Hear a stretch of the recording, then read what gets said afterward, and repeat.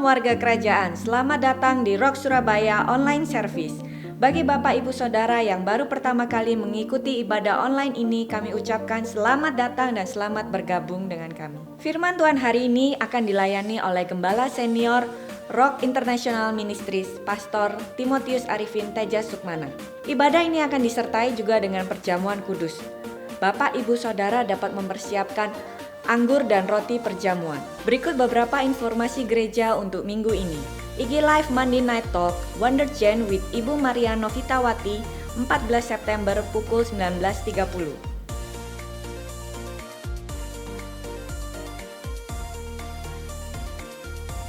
Ibadah Messianic Women Ministry Sekota bersama Pastor Sandy Sujak tanggal 17 September pukul 18.30 via Zoom.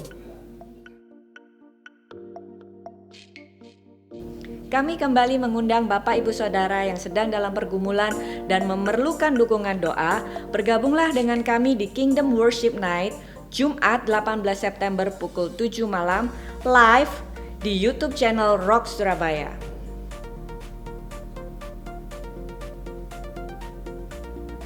Telah dibuka pendaftaran Rock Journey Disciple Class bagi jemaat yang telah menyelesaikan Believers Class. Kelas akan dimulai tanggal 22 September setiap hari Selasa pukul 7 malam.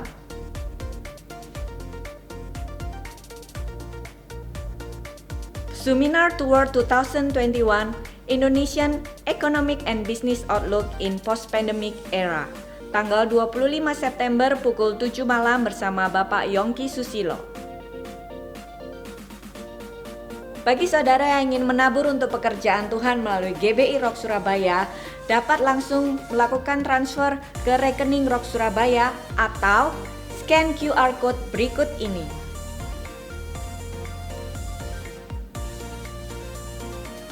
Sebelum kita mulai ibadah online pada hari ini, mari kita mendengarkan suara gembala berikut ini.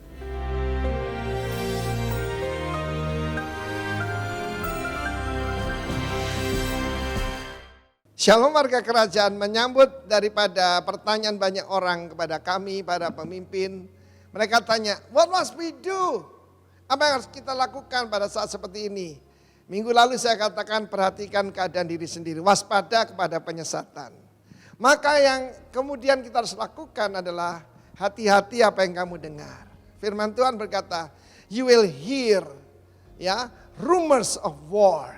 Terjemahan lain berkata rumors. Rumors itu sesuatu yang belum tentu benar. Zaman sekarang namanya hoax. Jadi kita harus tahu bahwa iman datang dari pendengaran. Dan pendengaran akan firman Kristus. Tapi ketakutan juga datang dari perkataan setan. Datang daripada apa yang kamu lihat, yang kamu rasa, yang kamu dengar. Lukas 21 mengatakan bangsa-bangsa akan dalam keadaan kacau. Orang mati ketakutan. Karena apa? Karena apa yang mereka lihat dan mereka dengar. Kekacauan di antara apa yang terjadi di atas muka bumi ini. Karena itu yang kedua kita harus berjaga-jaga apa kita dengar. Demikian juga begitu banyak sekarang ini serangan kepada hamba-hamba Tuhan. Oh kamu sudah dengar ini itu, ini itu, ini itu. Saudara-saudara, cek and recheck kebenarannya. Dan ada yang tidak perlu disampaikan. Saya memerintahkan pada semua pemimpin kita. Kalau ada berita hamba Tuhan jatuh, hamba Tuhan dikhianati anaknya, itu jangan disebarkan. Sebab itu memuliakan setan dan memuliakan Tuhan. Yang memuliakan Tuhan kalau ada orang bertobat. Kalau jiwa-jiwa dijangkau. Orang disembuhkan, siarkan itu di gunung, oke? Beritakan dari atap rumah. Tetapi hati-hati apa yang kamu dengar. Karena firman Allah mengatakan, war and rumors of war.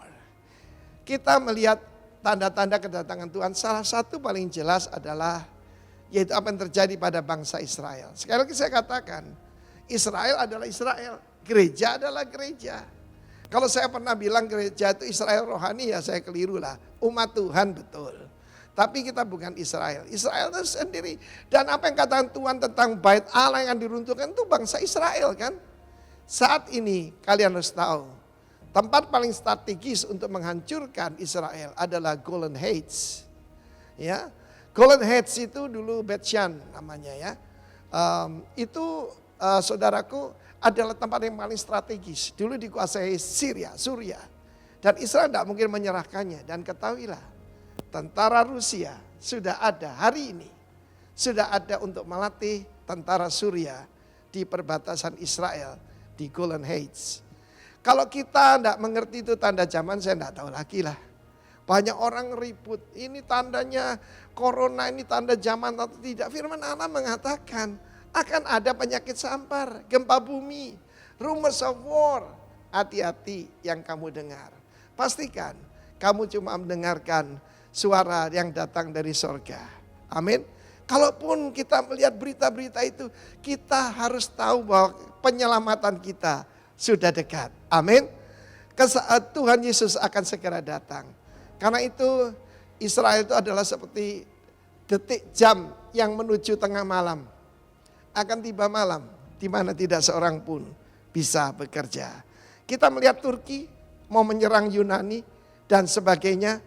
Turki mau dibangkitkan kekaisaran Ottoman yang dulu. Lihat sebagai tanda zaman, itu yang disebutkan Alkitab, kitab Daniel, kerajaan utara. Bukan Rusia, it's Turkey. Karena itu take heed, waspada dan hati-hati apa yang kau dengar. Tuhan memberkati, amin. Demikian suara gembala minggu ini saya yakin akan menjadi berkat dan kekuatan bagi kita semua. Ibadah akan segera dimulai, mari kita siapkan hati kita dan kita mulai dengan doa.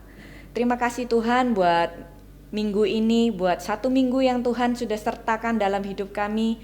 Biarlah kami Tuhan boleh selalu mengecap kebaikan-Mu. Kami boleh melihat bahwa Tuhan selalu baik dalam hidup kami. Kami mau buka hati kami untuk firman-Mu. Biarlah firman yang disampaikan boleh menjadi kekuatan, boleh menjadi terang, boleh menjadi penghiburan di dalam hidup kami. Terima kasih Tuhan. Di dalam nama Yesus kami berdoa, kami mengucap syukur. Amin.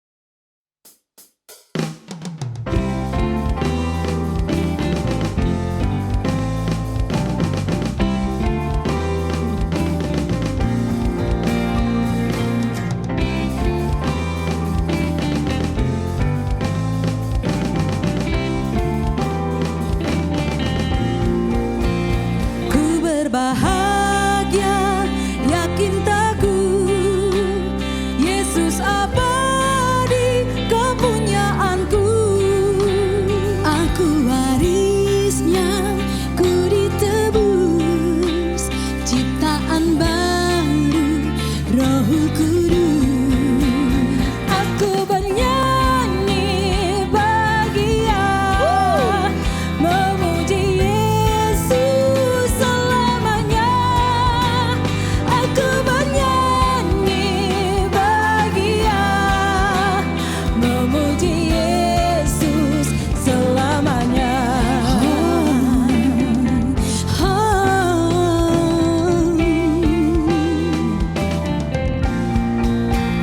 Aku serahkan diri penuh dalam Tuhanku, hatiku teduh sambil menyongsong kembalinya. Ku diliputi anugerah. Aku bernyanyi bahagia, memuji Yesus selamanya. Aku bernyanyi bahagia, memuji Yesus. Aku bernyanyi bahagia, memuji Yesus selamanya. Aku bernyanyi bahagia, memuji Yesus. Sama-sama katakan lagi. Aku bernyanyi bahagia, memuji Yesus selamanya. Aku bernyanyi bahagia, memuji Yesus selamanya. Memuji Yesus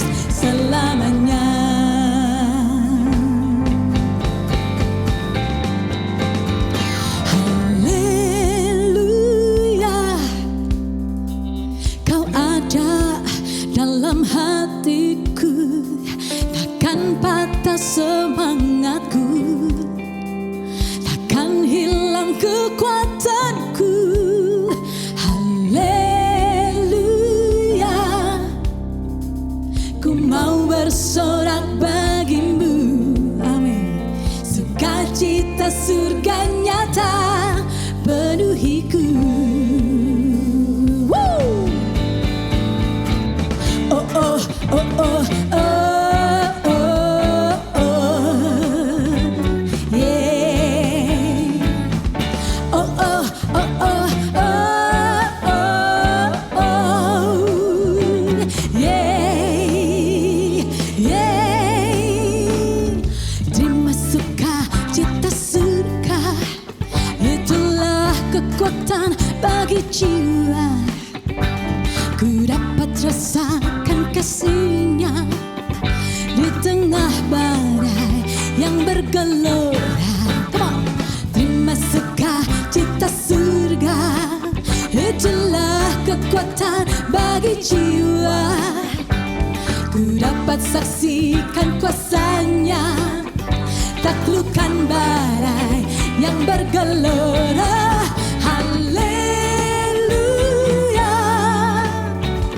Kau ada dalam hatiku, takkan patah semangatku, takkan hilang kekuatanku. Haleluya, ku mau bersorak bagimu. Sukacita surga nyata penuhiku. Woo! Haleluya, Kau ada dalam hatiku, takkan patah semangatku, takkan hilang kekuatanku. Haleluya, ku mau bersorak bagimu. Sukacita surga nyata penuhiku. Oh, oh, oh. Sukacita surga nyata penuhiku. Yeah. Oh, oh, oh, oh, oh, oh, oh, yeah, yeah. Woo. Hallelujah.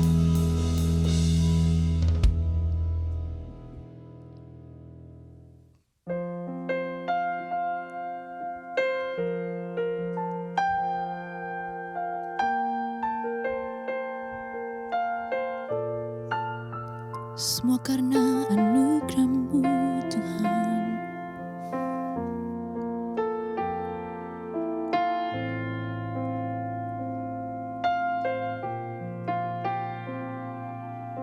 Semua karena anugerah-Mu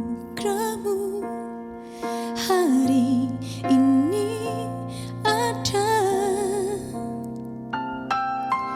Bukan karena kuatku, namun karena Roh-Mu.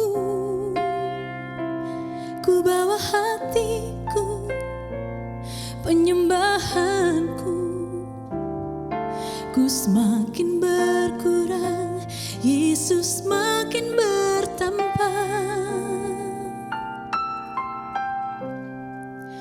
Mengikut Yesus, itulah kesukaan hatiku. Ku lepas semua hakku untuk mengenal kehendak-Nya di hidupku. Mengiring Yesus, itulah kekuatan hidupku. Ku yakin anugerah-Nya mampu jadikan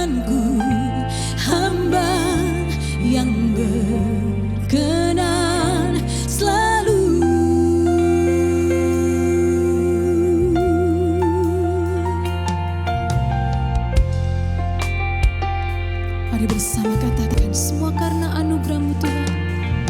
Semua karena anugerah-Mu hari ini ada. Amin. Bukan karena kuatku, namun karena Roh-Mu. Ku bawa hatiku, penyembahanku.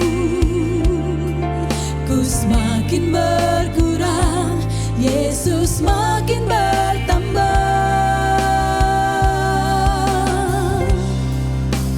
Mengikut Yesus, itulah kesukaan hatiku. Ku lepas semua hakku untuk mengenal kehendak-Nya di hidupku. Mengiring Yesus, itulah kekuatan hidupku. Ku yakin anugerah-Nya mampu jadikanku hamba yang berkenan selalu.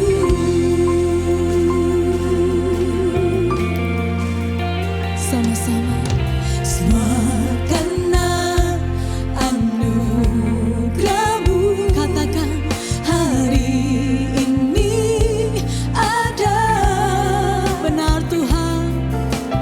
Bukan karena kuatku, namun karena Roh-Mu. Amin. Ku bawa hatiku, penyembahanku.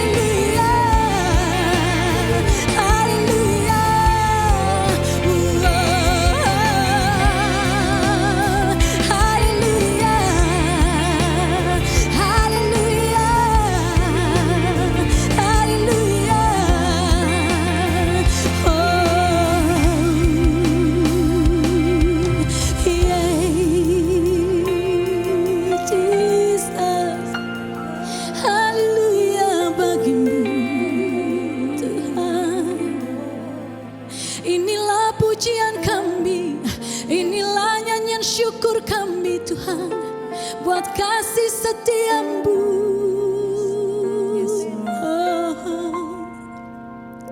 Ku bawa hatiku, penyembahanku,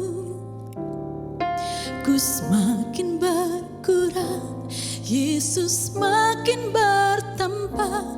Ku bawa hatiku, penyembahanku, ku semakin berkurang, Yesus makin bertambah. Ku bawa hatiku, penyembahanku, katakan, ku semakin berkurang, Yesus makin bertambah. Mengikut Yesus, itulah kesukaan hatiku. Ku lepas semua hakku untuk mengenal kehendaknya di hidupku. Mengiring Yesus, itulah kekuatan hidupku. Ku yakin anugerahnya mampu jadikanku hamba yang berkenan selalu. Sama-sama kita angkat kedua tangan kita, katakan, mengikut Yesus, itulah kesukaan hatiku. Ku lepas semua hakku hanya untuk mengenal hidupku. Mengiring Yesus, itulah kekuatan hidupku. Ku yakin anugerahnya mampu jadikanku hamba yang berkenan selalu.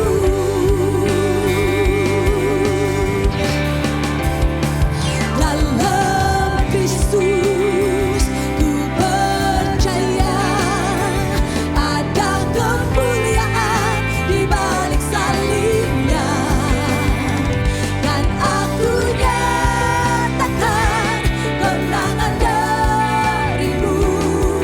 Kekuatanku, harapanku, dalam Kristus ku percaya, ada kemuliaan di balik salibnya, dan aku nyatakan kemenangan darimu. Kekuatanku, harapanku, dalam Kristus ku percaya, ada kemuliaan di balik salibnya, dan aku nyatakan kemenangan darimu. Kekuatanku, kekuatanku Engkau Tuhan, kekuatanku, harapan bersama katakan, kekuatanku, harapanku, dalam Kristus.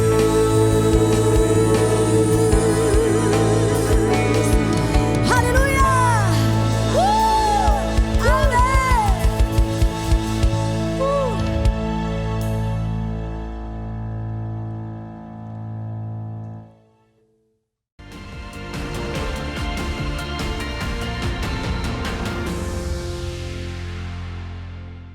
Shalom saudara-saudara yang kekasih, warga kerajaan. Siap menerima firman Tuhan? Firman loh ya, bukan nasihat. Perintah Tuhan. Dan semua perintah Tuhan itu selalu untuk kebaikan siapa? kebaikan Anda dan saya. Oke? Nah, saudaraku yang kasih Tuhan, hari ini saya memberikan firman Tuhan dengan judul A Man Who Lost Everything. Orang yang kehilangan semuanya. Ya, jangan terjadi pada Anda dan saya kan. A man who lost everything. Maka firman Tuhan berkata di Lukas 17 ayat 32.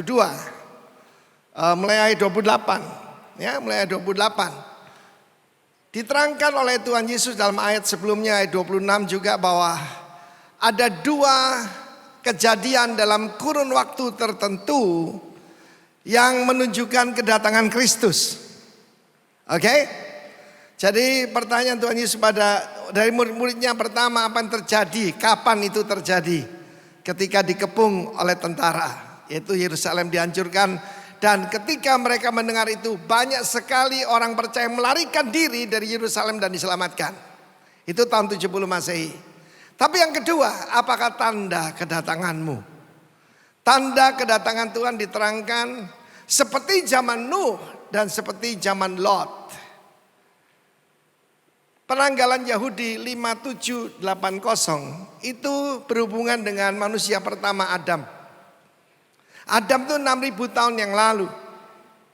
Lalu Nuh 5000 tahun yang lalu. Dan kemudian Lot. Lot itu 4000 tahun yang lalu karena dia bersama dengan Abraham, bukan? 5780 nanti tanggal 18 September jam 6 sore maka kita memasuki tahun yang baru 5781. Seperti saya sampaikan kepada Anda tahun yang lalu, tahun 5780 angka 80 itu adalah tahun P. Dengarnya suaranya seperti mulut. Dan kita lihat ini selama 6 bulan ini apa yang terjadi? Waduh, mulutnya orang tidak karu-karuan, saling menjelekkan, saling menyerang. Hati-hati, setiap apa yang kita ucapkan dipertanggungjawabkan di hadapan Tuhan. Tapi sekarang ditambah angka 1. Angka 1 itu yang sebelah kiri itu alef. Huruf pertama, angkanya juga 1. 5781. Alef punya arti pertama, Elohim, Tuhan. Amin. Jadi mulutnya Tuhan. Untuk menghadapi keadaan di depan ini, saudara proklamirkan firman Tuhan. Seperti Tuhan memakai mulut kita. Siap? Siap gak?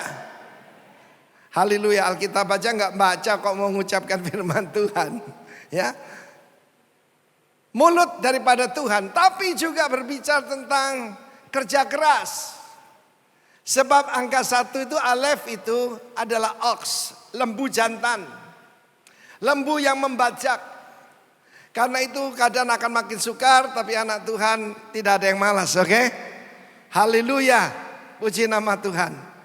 Dalam Lukas 17 kita diperingatkan seperti pada zaman Lot sekarang. The man who lost everything adalah Lot.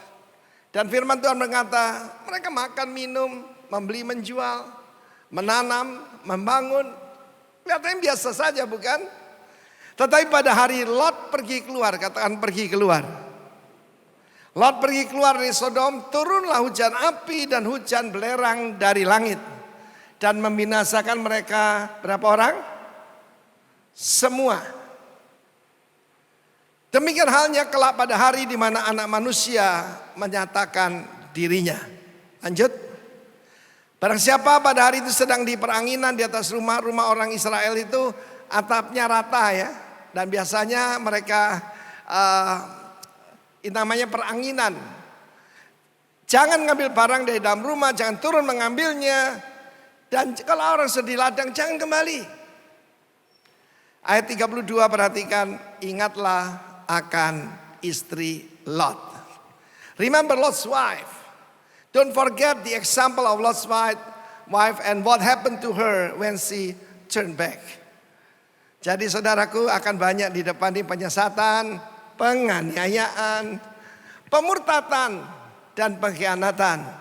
Karena itu lagu-lagu yang seperti to follow Jesus, ya. I've decided to follow Jesus, no turning back. Mesti sering saudara dan saya nyanyikan, ya. Akan banyak sekali ancaman kepada orang benar. Kita lihat kitab 2 Petrus sekarang. Dalam kitab firman Tuhan sekarang ini banyak sekali diberitakan Tuhan itu tidak pernah menghukum. Tuhan itu terlalu baik. Neraka itu tidak masuk akal. Masa Tuhan akan membinasakan?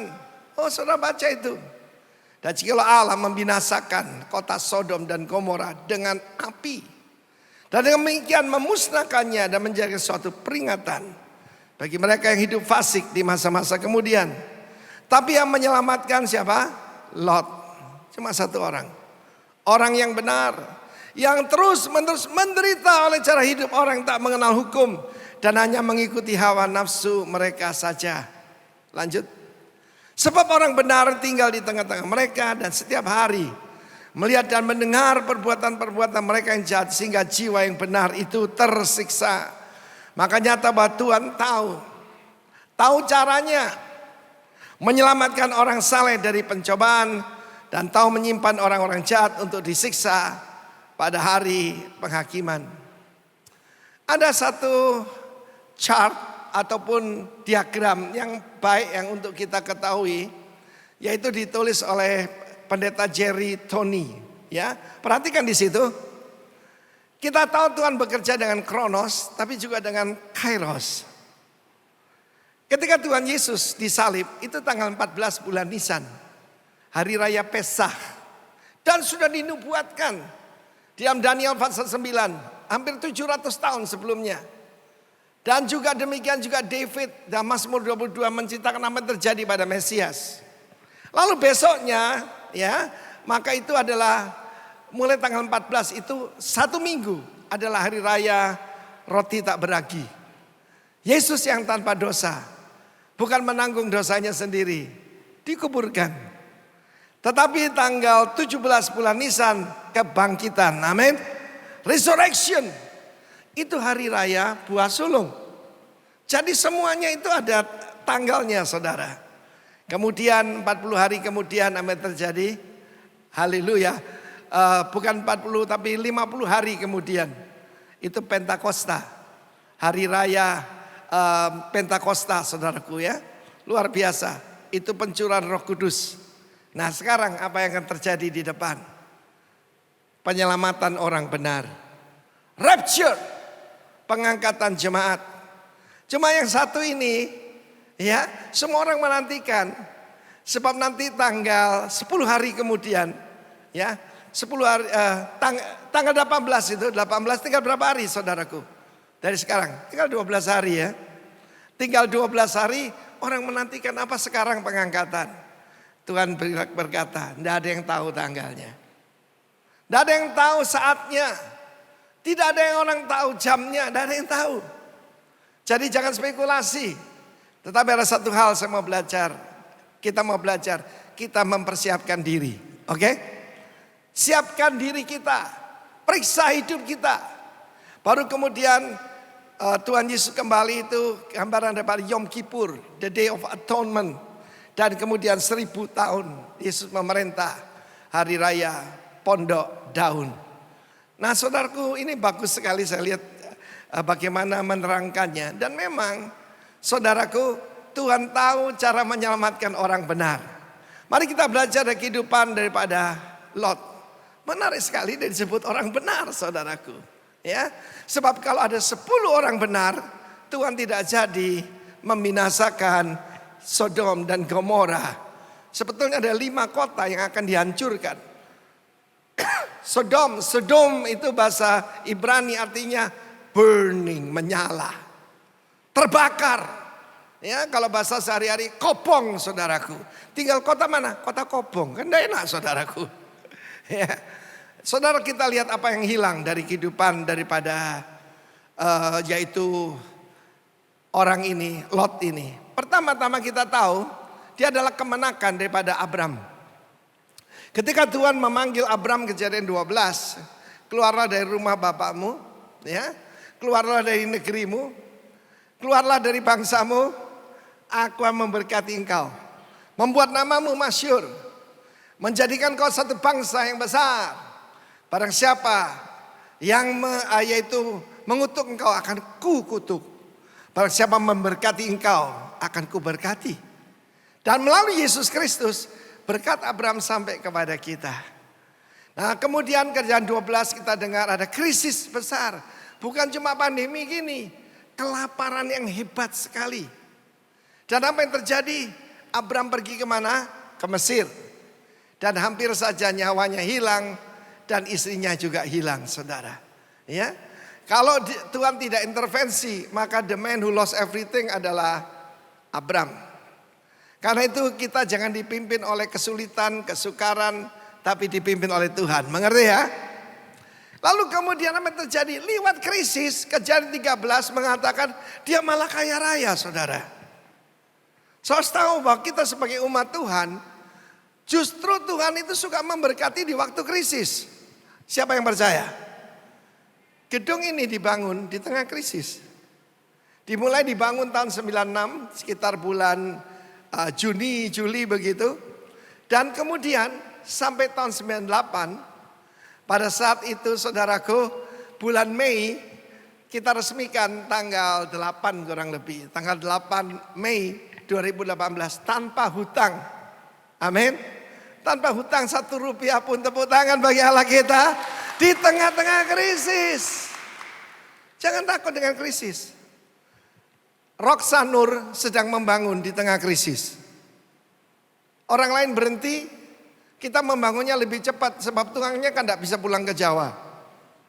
Saudara, Tuhan selalu memberkati kita di masa krisis. Kejadian 13 firman Allah mencatat bahwa keluar dari Mesir, maka justru dia membawa kekayaan yang besar.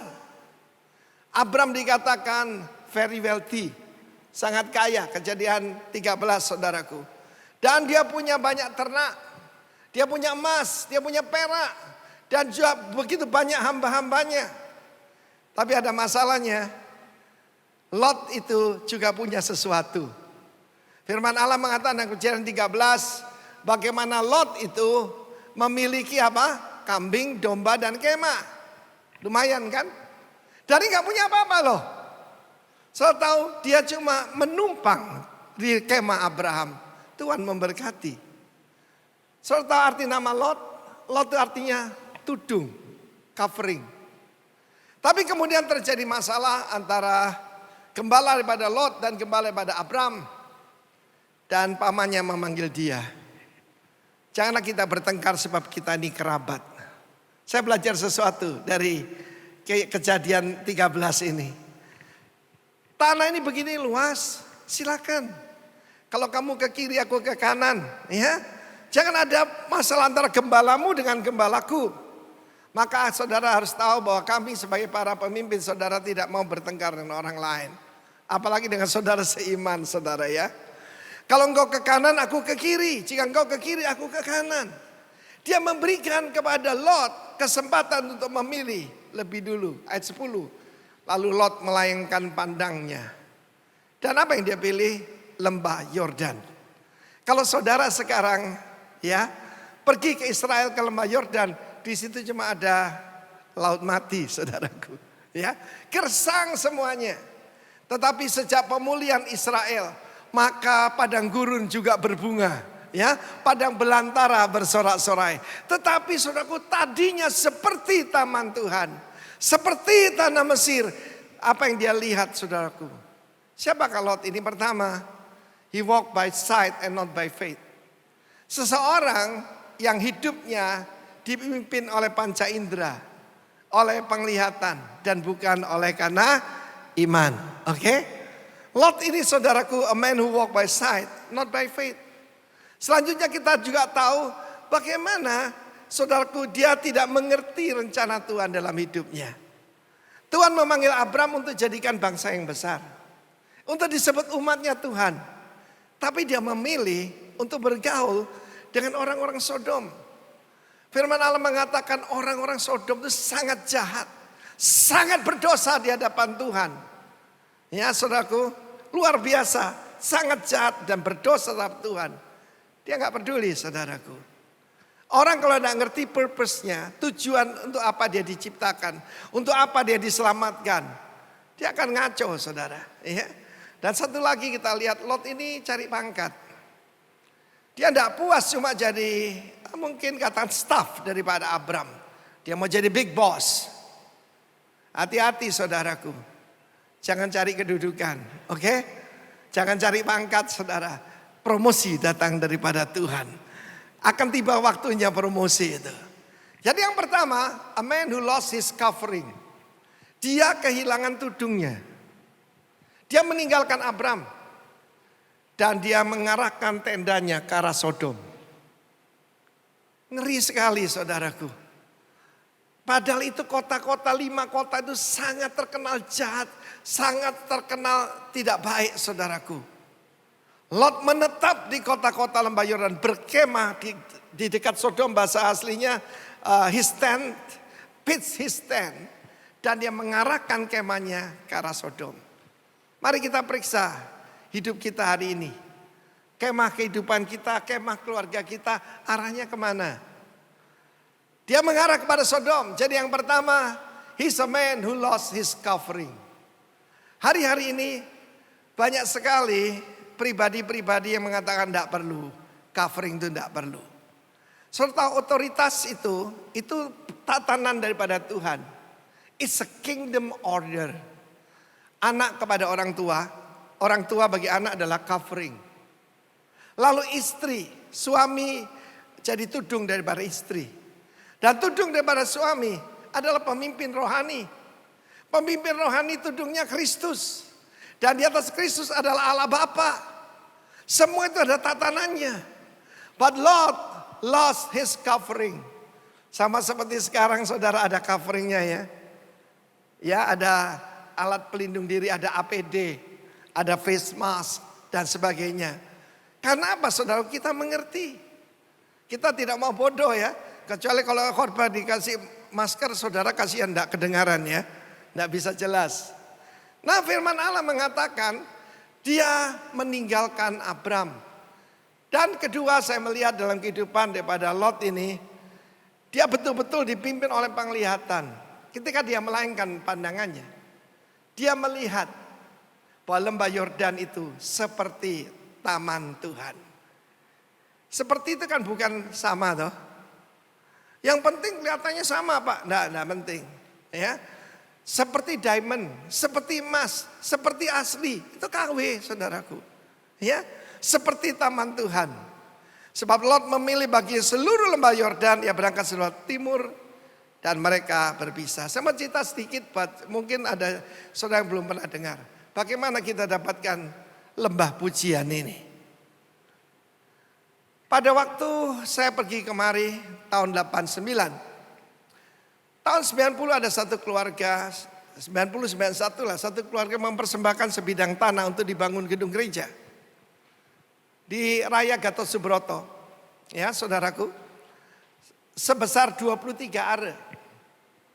Tetapi kemudian ada rekan kita sendiri, sesama denominasi, yang menjelek-jelekkan saya dan keberatan, yaitu kita membangun di sana. Saya juga heran. Karena Bali ini begini luas. Dan waktu saya datang itu orang Kristen cuma 0,5%, saudaraku. Dia tidak senang saya datang sebagai rekan. Waduh saudara, saya difitnah macam-macam. Dan waktu itu kalau kita cuma memakai keadilan, saya tinggal lapor ya pada organisasi pusat kita. Dan dia akan dipecat. Karena dia menghalangi pekerjaan Tuhan. Dan bukan cuma itu, memfitnah sesama hamba Tuhan. Tapi waktu itu istri saya membawakan sebuah buku kecil. Tulisan hamba Tuhan Derek Prince. Belakangan ini saya dorong saudara. Ketika banyak pengajaran aneh-aneh saya dengarkan Derek Prince. Murni firman Tuhan saudaraku. Dan judulnya Mengalah Itu Indah. Buku itu saya terima dari istri saya. Dan dalam buku itu ditujukan tentang Abram dan Lot. Abram itu mengalah. Abram ketika mengalah Tuhan berkata, coba kamu naik ke tempat tinggi dan apa yang kamu lihat dan apa yang kamu jalani jadi milikmu. Tapi sebelumnya dia mengalah dulu. Jadi mengalah itu bukan kalah saudara. Mengalah itu indah. Dan bagaimana Tuhan membalas orang yang tidak mau ribut? Diganti. Yaitu saudaraku lembah pujian. Lembah pujian ini berapa besarnya? 460 are saudara. 4,6 hektar. 20 kali lipat. Angkanya persis. Tuhan cuma mau tunjukkan ya. Kamu menurut firmanku, kamu mengalami promosi. Kamu mengalami pelipat gandaan. Yang percaya tepuk tangan bagi Allah kita. But never lost your covering. Saya ketemu hamba Tuhan yang tidak mau bertanggung jawab pada siapapun. Saya bertanggung jawab langsung pada Tuhan. Karena itu kita ada sistem. Ada gembala komsel. Ada gembala sektor.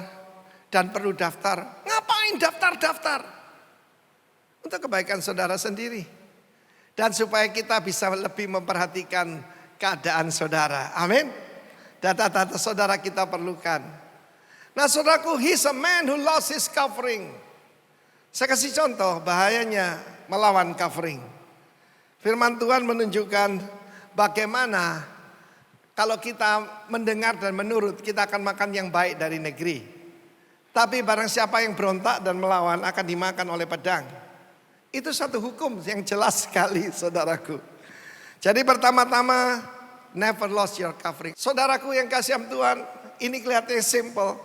Tidak saudara. Karena itu saudara tahu bahwa saya sangat menghormati bapak rohani saya. Saya menghormati bapak saya, bapak jasmani. Bapak rohani saya. Dan terutama itu buktinya menghormati bapak sorgawi. Ada orang berkata, aku langsung bapak sorgawi, aku tidak perlu bapak rohani. Rugi. Saya sampai di sini juga karena jasa dari bapak rohani saya. Karena doa dari bapak jasmani saya. Ketika Tuhan panggil saya kemari, maka tentu saja ini langkah besar. Saya belum pernah meninggalkan Surabaya dan harus menutup usaha saya untuk menjadi hamba Tuhan sepenuh waktu. Melayani saudara. Dan pada waktu itu saya masih ingat, 5:30 pagi saya berdoa di teras rumah saya. Telepon masuk. Dan itu telepon dari papa saya, papa kandung saya. Dan saya mendengarkan suaranya itu terisak-isak. Papa saya ini tidak pernah nangis. Orangnya keras. Dan saudara seingat saya ada 3 orang masuk di got di depan rumah saya ditinju papa saya. Dia bikin orang lain nangis, dia tidak pernah nangis sebelum bertobat saudara. Dan dia berkata, aku serahkan kamu kepada Tuhan. Saya tahu itu suara pada Tuhan, itu restu dari papa saya. Sekarang ini saya dengar di mana-mana, banyak anak muda tidak mau, yaitu budaya restu. Itu sudah ketinggalan zaman katanya. Di daerah Gorontalo, Manado. Anak-anak muda manggil papanya CB, setan besar. Serem gak saudaraku? Ibunya gak kalah serem, Ajus, ajudan setan. Dan saya bisa bayangkan apa yang terjadi pada mereka. Berbahagialah orang yang menghormati orang tuanya, sebab akan diberkati, berbahagia. Dan dipanjangkan umurnya di bumi. Mau? Berbahagia, diberkati, panjang umur. Biarpun nyanyi panjang umurnya. Kalau kurang ajar sama orang tua percuma. Dan ini bukan cerita malin kundang. Ini firman Tuhan, oke? Karena itu kalau saya menghormati orang tua saya, menghormati bapak rohani saya, itu buktinya saya menghormati Tuhan. Lot itu nggak sadar ya, namanya artinya covering saudaraku. Artinya tudung. Dan dia tidak memerlukan tudung itu, sombong sekali. Nama saya Timotius, artinya menghormati Tuhan, honoring God. Supaya setiap kali Anda panggil saya Pak Timotius, hei Bapak yang menghormati Tuhan, supaya saya nggak lupa. Karena manusia itu pelupa, bukan? Amin. Nah kita melihat Tuhan membinasakan Sodom dan Gomora dengan api. Apa sih dosanya Sodom? Banyak orang berkata karena LGBT, lebih daripada itu. Saya pernah sampaikan ini tapi saudara perlu lihat. Mari kita lihat 7 dosa Sodom. Saya renungkan kenapa Lot itu tertarik ke Sodom. pasti ada sesuatu dalam dirinya yang mirip dengan Sodom. Dan itu rupanya nomor 1 dan nomor 5. Keangkuhan dan kesombongan. Itu saudara kembar. Angkuh dan sombong. Saudara perhatikan kalau saudara punya mobil katakan Avanza. Saudara akan memperhatikan Avanza yang lain. Ya. Saudara segera mengenali yang saudara miliki. Demikian juga apa yang menarik. Mendadak jadi angkuh. Tadinya dia bukan siapa-siapa, bukan apa-apa. Karena dia ada di kemah Abraham, Tuhan memberkati Abraham dan seisi rumahnya. Dia punya sedikit, baru punya kambing domba, punya kemah, sombongnya luar biasa. Belum istana loh, baru kemah. Itu sudah angkuh jadi sombong. Dan ketika ada perselisihan, dia kan harus minta maaf pada pamannya. Dan dia membereskan anak buah Enda, saudaraku. Bahkan ketika disuruh memilih, dia merasa dia punya hak. Waduh saudaraku, ini kita lihat. Ketamakan dan kerakusan. Kalau zaman Nuh dan zaman Lot itu, pertama itu kerusakan, saudaraku, korup. Di mana-mana kita dengar, ya.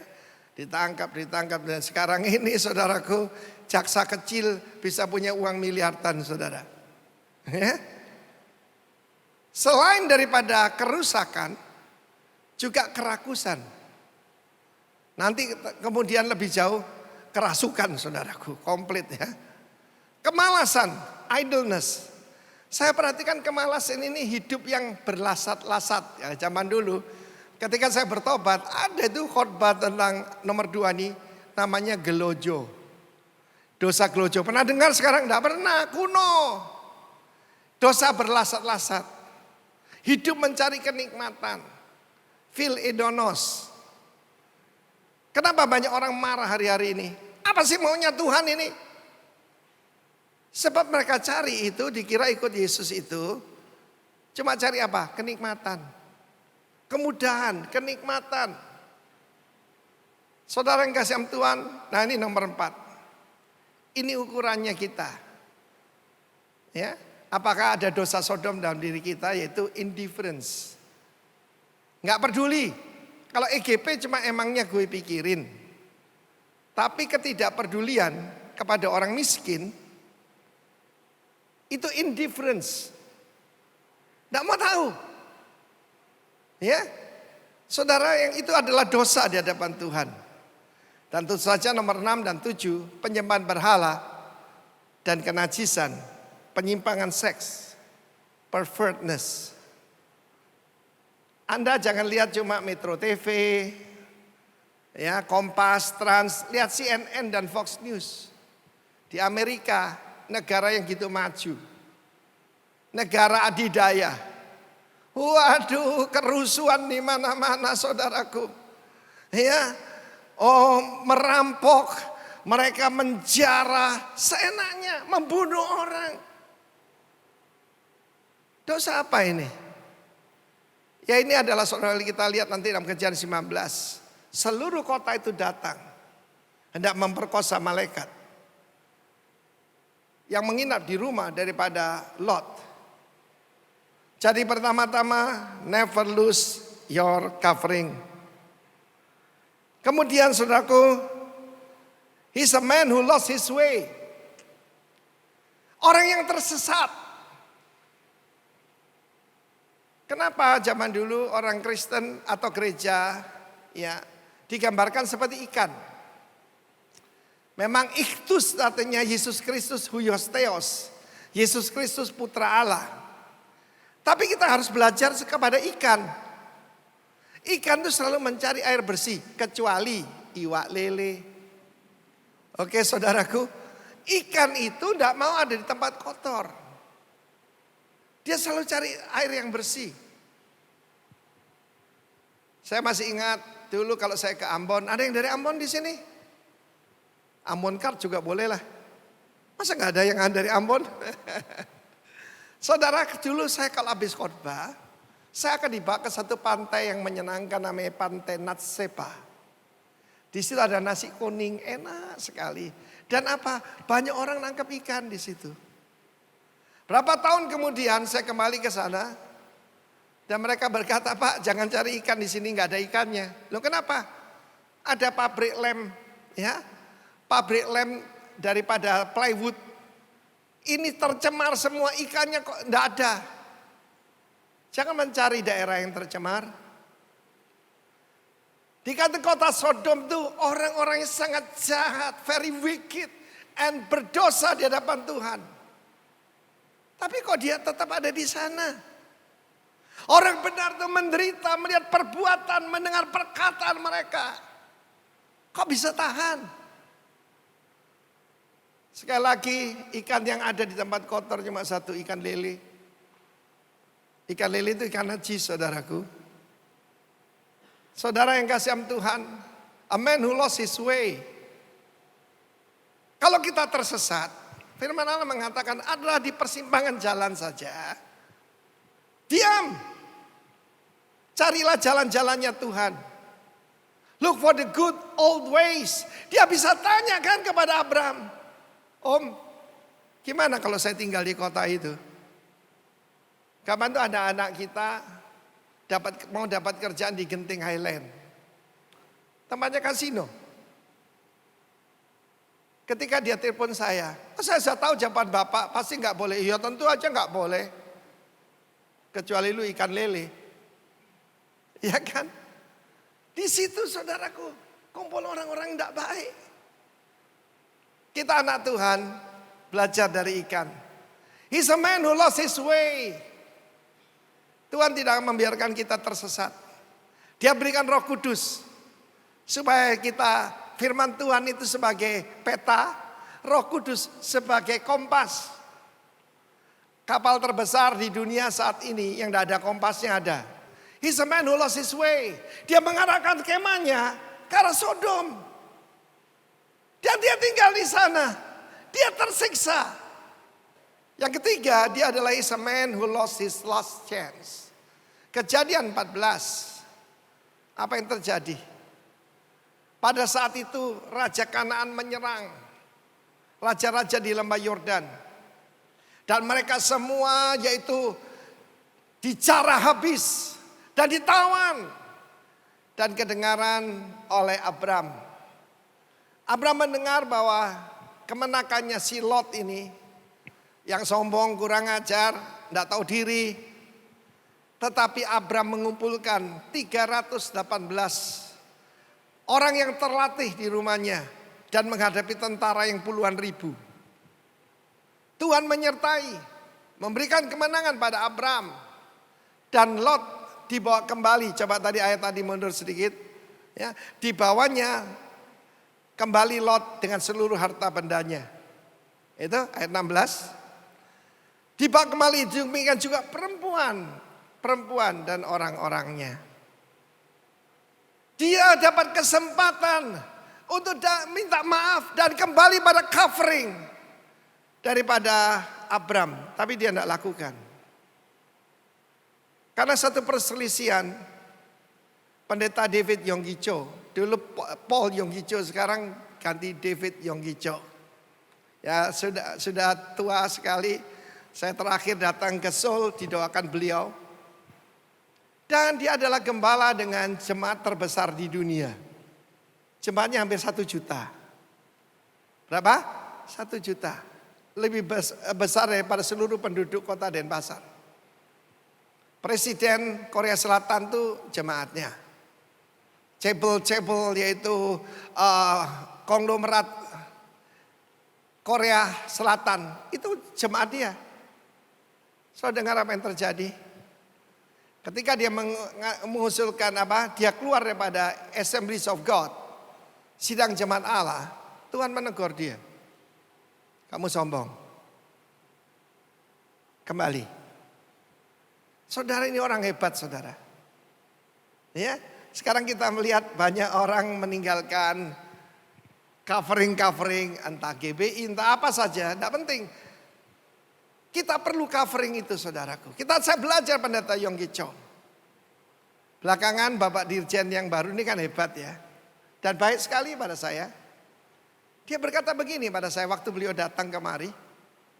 Pak Arifin, saya dengar ini kelompok rock ini ada 300 lebih gereja. Oh iya baik Bapak, karena anugerah Tuhan. Tidak mau saya berikan izin sinode sendiri. Sebab banyak yang lebih kecil pun mereka minta sinode, saya bilang enggak perlu Pak. Kenapa? Saya perlu tudung. Saya perlu covering. Saya perlu rekan. Kenapa? Saya mau belajar pada Lot. Saya tidak mau jadi the man who lost everything. He lost his last chance. Kejadian 14. Kalau saat ini ada yang hilang daripada kita, mungkin itu peringatan. Mungkin ada harta yang hilang, mungkin ada pekerjaan yang hilang, mungkin ada penghasilan yang hilang. Mungkin itu peringatan buat kita. Ada sesuatu yang salah dalam hidup kita sehingga Tuhan peringatkan. But Lot lost his last chance. Seandainya dia datang pada Abraham. Oh boleh enggak saya kembali? Saya ngambil langkah yang keliru. Jiwaku tersiksa tinggal di kota ini. Mereka semua itu wicked. Tidak mau mengakui Tuhan. Dalam Roma pasal 1 nanti baca mulai 18. Sekalipun mereka tahu bahwa Tuhan itu ada. Mereka tidak mau mengakui Tuhan. Dan mereka begitu hidup dalam dosa. Tuhan menyerahkan mereka pada kecemaran. Laki-laki bangkit nafsunya pada sesama laki-laki. Kepada kecemaran wanita dengan wanita. Bukankah itu yang kita lihat hari-hari ini?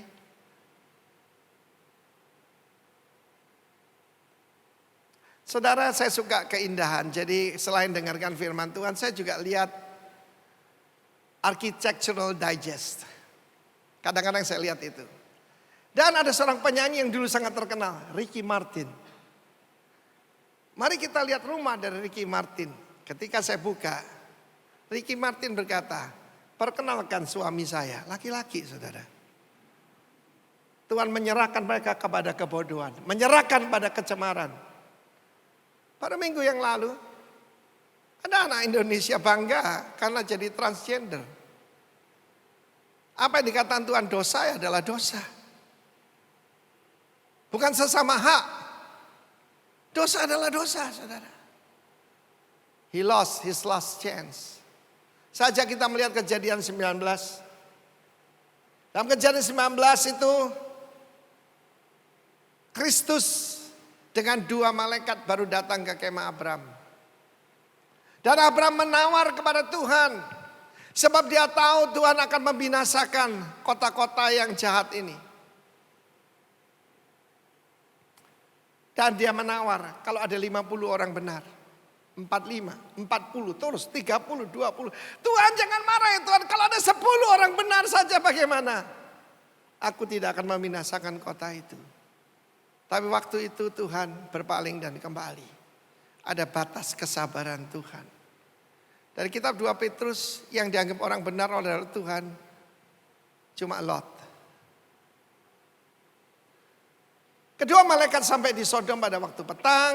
Lot sedang duduk di mana? Pintu gerbang Sodom. Bangunlah ia menyongsong mereka. Dia mengenali. Ini dari sorga ini. Ini utusan Tuhan ini. Malaikat juga artinya messenger. Pemberita. Pemberita firman. Gembala, termasuk Pak Thomas, penatua di sini, Gembala Singaraja. Kitab Wahyu mengatakan bahwa gembala itu adalah the angel of the Lord. Lalu pada saat itu dia mengajak ke rumahnya. Sebab apa? Keadaan itu bahaya. Soal pikir Amerika aman. Lihat itu. Republic National Convention. Pembicaranya baru keluar. Oh mau dibunuh. Oleh orang-orang yang cuma berbeda apa? Berbeda faham politik. Mau dibunuh saudara. Polisi hampir-hampir tidak bisa ngatasi. Masih lebih aman di Denpasar, amin. Saudara suka tinggal di pulau yang indah ini, tepuk tangan bagi Allah kita. Tapi akan tiba waktunya juga. Mob seperti ini juga ada di mana-mana. Sebab ini spirit. Lalu kemudian seluruh kota itu datang. Berapa banyak saya tidak tahu ya, mungkin puluhan ribu lah pada zaman itu. Dan mereka berkata, suruh keluar 2 orang tadi supaya kami pakai mereka. Apa dipakai itu? Diperkosa rame-rame. Orang-orang di kota Sodom itu sangat jahat dan berdosa di hadapan Tuhan. Sekali lagi saya ingatkan, setiap kali kita belajar dari ikan, jangan ada yang jadi lele. Amin saudaraku. Dan pada saat itu kita lihat bagaimana si Lot ini kehilangan apa? Hati nuraninya. He lost his conscience. Sebab dia berkata, jangan begitu saudaraku. Tidak baik yang kamu lakukan. Dia mencoba untuk berkhotbah. Aku punya 2 anak perempuan. Pakai mereka sesuka hatimu. Dan dia masih virgin. Dia masih perawan. Ding ding. Silakan diperkosa 1 kota, silakan. Ini bapak gila atau apa saudaraku? Dan pada saat itu mereka tambah marah. Ini orang asing. Saudara tahu apa yang terjadi di dunia ini? Rasialisme. Rasialisme sedang marak di mana-mana saudaraku. Saudara dengar tentang Black Lives Matter di Amerika? Di kota Minneapolis ada residivis yang mati karena waktu itu ditelikung polisi, diinjak dengan lututnya dan mati. Waduh, Amerika terbakar saudara. Saudara perhatikan, ini orang asing. Ngangkat dirinya jadi hakim. Saya percaya Lot itu benar-benar hakim di situ karena dia duduk di pintu gerbang. Pintu gerbang itu sekarang itu kantor DPR ataupun tempat orang menghakimi, pengadilan negeri. Dia orang berpangkat di situ. Kalau saya katakan Lot itu bisa tersesat sebab yang dia cari adalah pangkat. Dia cari kedudukan, dia cari posisi. Jangan saudara. Dalam hidup saya tidak mau cari itu semua. Saya cuma cari menyenangkan hati Tuhan. Lagu kesayangan saya adalah to be pleasing you, menyenangkanmu. Itu saja yang kurindu. Saudaraku, pada saat itu kedua orang itu menarik Lot dan membutakan mata mereka sehingga mereka tidak bisa mencari pintu tersebut. Yesus berkata, I'm the door. Saudara, pada saat mulai masuk Corona Academy ini, istri saya berkata gini, ayo kita urapi pintu kita dengan minyak. Saya bilang kan sudah dulu. Ya tapi boleh kan. Saya ngikuti dia dan saya berdoa. Kita berdoa berdiri di depan pintu rumah kita. Dan kita katakan dalam nama Yesus, rumah ini dilindungi darah Yesus. Lewat. Passover, Pesaktarnya lewat. Dan Anda dengar bagaimana saya diisolasi mandiri 14 hari. Bahkan anjing saya tidak berani mendekat. Berarti ada sesuatu bukan? Tetapi saudaraku, ada perlindungan. Ketika ada bahaya datang, saya selalu kata gini, aku duduk dalam lindungan yang maha tinggi.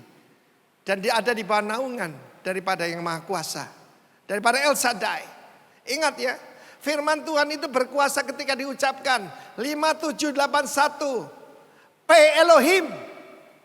Mulut daripada Tuhan. He's a man who lost his conscience.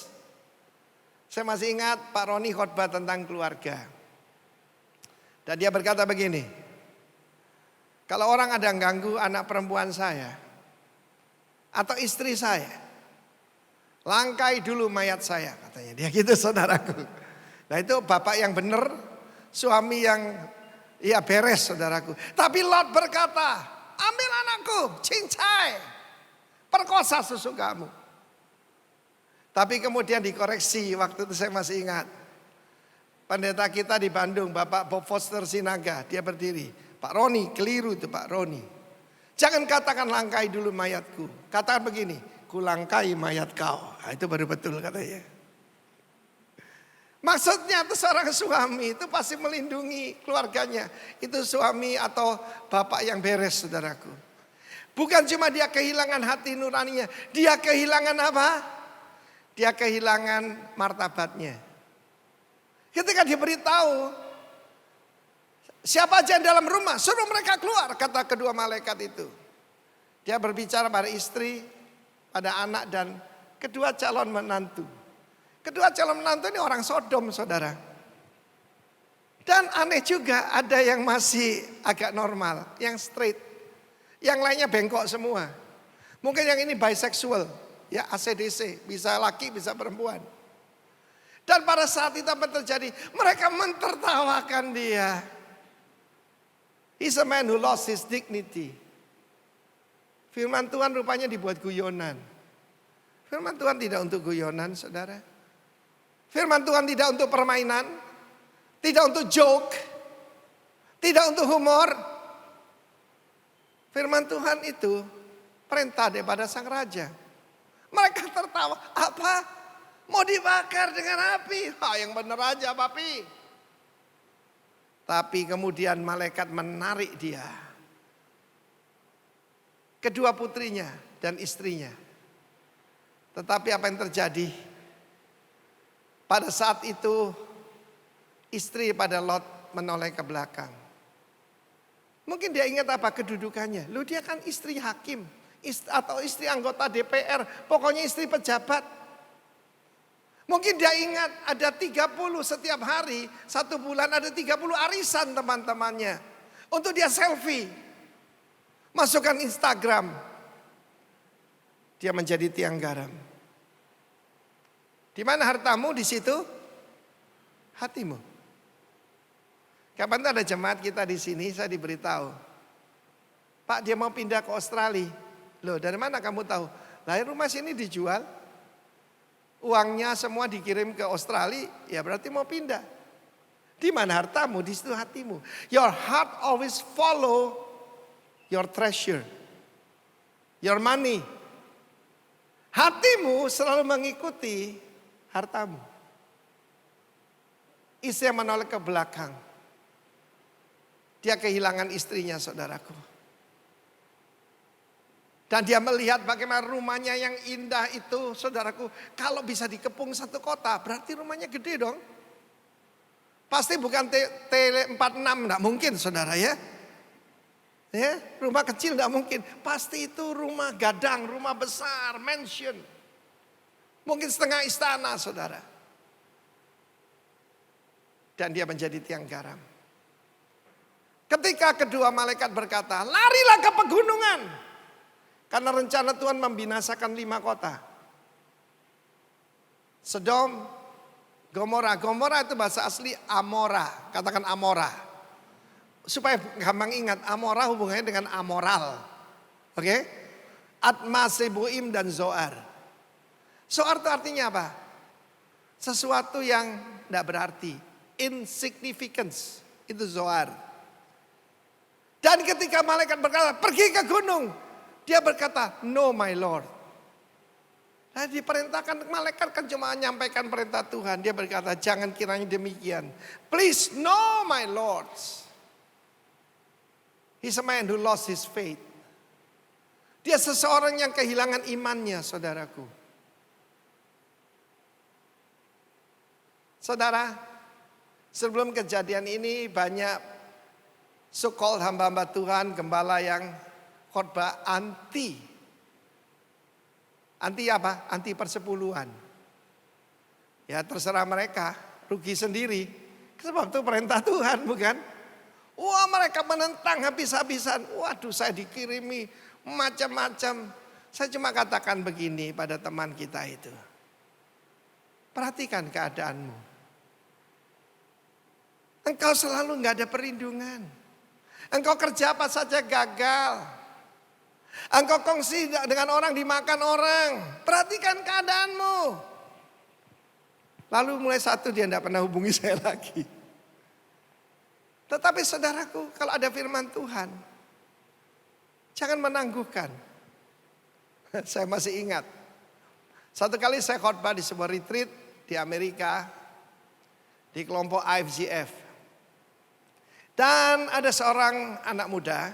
Ya, seorang anak muda dan dia usianya baru 20-an lah. Dia bilang, "Pastor, I will give myself to the Lord when I'm 32. Jadi dia mau hidup dalam dosa dulu berapa 10 tahun begitu. Nanti 32 saya bertobat katanya. Ngadepi orang ini gimana? Saya pandang dia dan saya katakan belum tentu. Waduh saudaraku.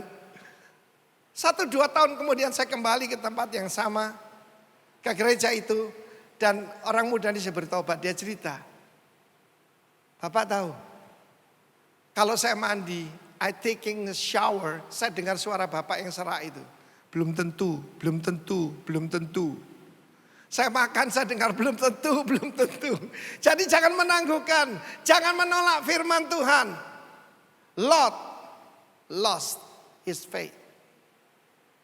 Lalu kemudian kita tahu bagaimana akhirnya Lot berada di sebuah gua.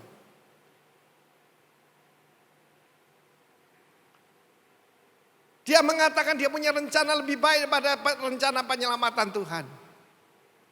Pergilah ke gunung. Gunung artinya apa? Menyembah. Oke? Jangan hidup yang insignificance. Yang tidak ada artinya. Hidup yang berarti. Hidup yang memuliakan Tuhan. Hidup yang meninggikan nama Tuhan. Siapa yang mau berangkat tangan, tepuk tangan bagi Allah kita. Hidup yang memuliakan Tuhan. Ketika Lot pergi dari Zoar. Dia tinggal di pegunungan di sebuah kemah. Apa yang terjadi? Kedua putrinya berkata, mari kita hampiri bapak kita. Kita beri dia minum anggur. Saudaraku, mereka mungkin pernah mendengar bagaimana Nuh pernah mabuk karena anggur. Efesus pasal 5 berkata jangan mabuk karena anggur karena menimbulkan apa? Hawa nafsu. Tapi sebaliknya penuhlah dengan Roh Kudus. Kemudian berhubungan dengan putrinya yang pertama. Besoknya gantian adiknya. Supaya demikianlah kebiasaan seluruh bumi. Bukan mereka sudah keluar dari Sodom, tapi Sodom sudah merasuk dalam diri mereka. Pervertness. Ini yang namanya saudaraku, namanya itu incest. Di beberapa negara sudah diizinkan hubungan antara yang saudara. Kakak dan adik, bapak dan anak. Sudah mulai diizinkan. Bukan cuma LGBT, bukan cuma maksudnya gay, lesbian, tapi yang sudah lebih jauh. Dunia ini sedang rusak. Tapi Tuhan berkata angkat kepalamu. Sebab keselamatanmu sudah lebih dekat pada waktu kamu menjadi percaya. Apa kekayaan dari seseorang laki-laki? Kemuliaan daripada seorang pria adalah cucu-cucunya. Kehormatan dari seseorang adalah orang tuanya. Karena itu kami sebagai orang tua, kami menuntut hidup benar dengan anugerah Tuhan. Supaya kalian diberkati. Cucu yang pertama namanya Moab. Hasil hubungan dengan putrinya. Artinya from my father. Yang kedua adalah Ben Ami. Ya, Ami itu umatku. Bukan saudara lihat di sana jadi bangsa Amon dan Moab yang jadi musuhnya bangsa Israel. Di mana mereka semua sudah nggak ada semua. Lot is a man who lost everything. Jadi pertama-tama jangan kehilangan tudungmu. Kita Maliaki ditutup dengan satu peringatan. Aku mengutus Musa dan Elia menjelang hari Tuhan. Dalam Alkitab ada the day of Christ, itu rapture. Sayang dalam bahasa Indonesia diterjemahkan hari Tuhan. Mestinya hari Kristus. Dan ada the day of the Lord, hari Tuhan, itu kedatangan Tuhan Yesus yang kedua. Dua kejadian yang berbeda. Yang satu pengangkatan jemaat, yang satu Tuhan datang bersama pengantinnya, gerejanya. Jangan ini terjadi dalam hidup saudara saya. Paling berat, a man who lost his faith. And a man who lost everything. Saya ingat saya pergi merintis gereja kita di kota Soe. Ada yang asal dari Timor, angkat tangan. Banyak loh jemaat kita dari Timor, angkat tangan yang dari Timor. Secara khusus ada yang asal dari Soe. Ada nggak? Benar ya? Dari Soe ya? Di mana dulu air menjadi anggur. Orang berjalan di atas air. Revival hebat. Dan di sana saya diundang ketemu Bapak Bupati.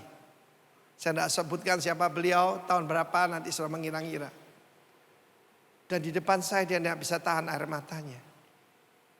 Bapak Pendeta, dulu kita ini dikenal pengekspor jeruk ke Australia.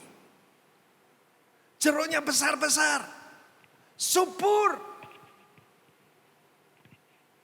Dan hampir semua orang percaya pada Tuhan Yesus. Tapi sekarang hasilnya tidak ada. Jeruknya kecil-kecil. Betul ya Nona ya? Dan tidak laku dikirim. Di dalam negeri nggak laku apalagi dikirim ke luar negeri. Lalu dia mulai suaranya bergetar. Bapak, tahun lalu ada seorang ayah memperkosa putrinya. Tapi tahun ini Bapak, ada kakek memperkosa cucunya. Apa yang terjadi pada kita Bapak? Saya bilang kutuk Pak. Bagaimana menghilangkannya? Bangkitkan setiap pria untuk jadi manusia Allah. Adakan KKR. Adakan pelatihan untuk para pria. Sebab kitab Maleakhi, supaya hati Bapak kembali pada anak, hati anak kembali pada Bapak. Sebab aku tidak memukul bumi dengan kutuk sampai musnah. Saya berkhotbah di Bandung. Ada seorang gadis yang nyata pakaiannya seperti laki-laki. Pakai aloci laki-laki di kanan, potongannya. Dan kebetulan memang dia agak besar. Dan ketika saya menyampaikan tentang kasih Bapa, dia menjerit dan dia manifest kuasa kegelapan. Karena apa? Dia diperkosa oleh ayah kandungnya sendiri. Sejak itu saudaraku, hidupnya rusak. Saya tidak tahu apa yang terjadi pada keluarga saudara. Tapi saya bawa kabar baik buat saudara. We don't have to lose everything. Kita bisa kembali kepada Tuhan. Di dalam hidup saya ada dua macam kutuk saudara ya. Yang satu kutuk kemiskinan, benar-benar. Karena kakek saya penyembah berhala. Yang satu lagi saudaraku, kutuknya berupa apa? Imoralitas. Kakek saya punya bini lain. Dan hal semacam itu terjadi di keluarga kita. Tetapi saudaraku, ketika saya kembali pada Tuhan, semua itu dibalik. Kutuk diganti dengan berkat. Tepuk tangan bagi Allah kita. It can happen to you. It must happen to you. Mungkin orang tua kita berdosa atau kita sendiri.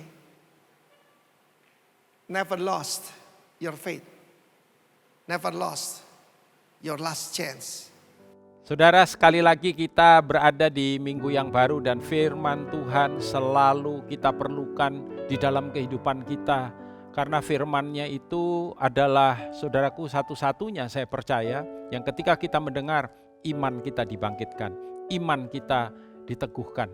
Dan apa yang saudara sudah dengar hari ini boleh mengajar saudara akan kebenaran dan biarlah kebenaran itu saudaraku boleh kita bawa masuk dalam kehidupan kita dan jangan hanya didengar tapi dilakukan. Ketika kita melakukannya, Alkitab berkata kita seperti orang bijaksana yang membangun rumah di atas batu karang yang kokoh itu. Dan apapun yang datang dan menimpa, rumah kita akan tetap teguh berdiri, kita akan melihat akan perbuatan Tuhan yang dahsyat, yang mulia dan ajaib itu terjadi dalam kehidupan kita. Mari kita berdoa. Bapa, terima kasih sekali lagi untuk firman kebenaran-Mu yang sudah diberitakan oleh hamba-Mu. Kami mau membawanya masuk dalam kehidupan kami. Kami mau melakukan dan mengerjakannya, dan kami percaya Tuhan, di dalam dan lewat semuanya ini kami boleh melihat di dalam diri kami secara pribadi, dalam keluarga kami, dan Tuhan dalam setiap komunitas yang Tuhan percayakan kami ada di situ, perbuatan tangan-Mu yang dahsyat, mulia, ajaib itu terjadi.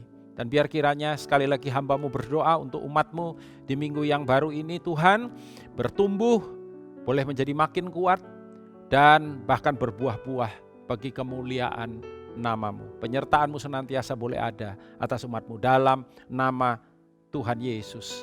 Amin. Kita akan masuk dalam perjamuan. Saudara sudah mempersiapkan roti dan anggur ini.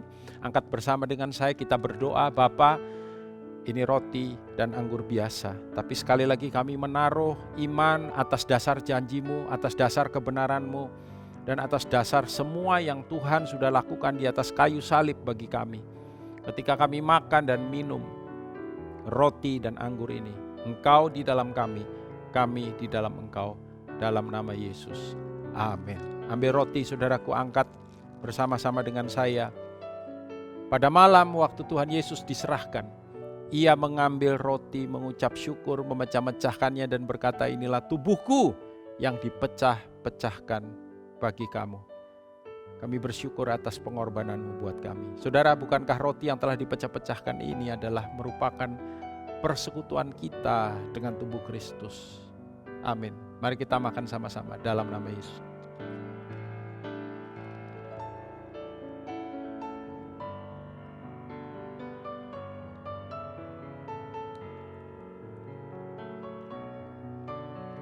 Angkat cawan bersama-sama.